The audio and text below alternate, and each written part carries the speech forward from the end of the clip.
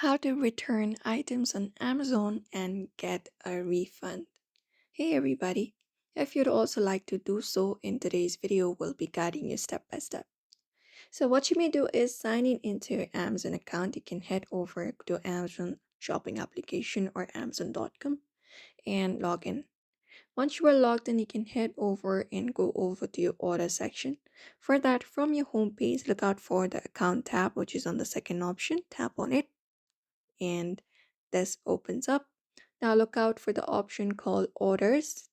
Tap on it, and when you tap on it, there you'll be finding all of the specific orders that you've done using Amazon.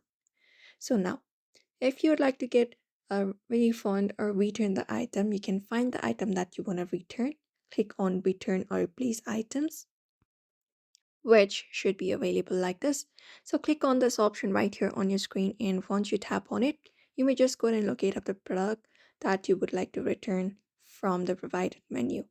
So just go ahead and tap on it, and after that, you can choose how you want it to be refunded, either through your original payment method or your Amazon account balance or your payment, and then select your preferred return method as well, drop off at the designated location or schedule a pickup.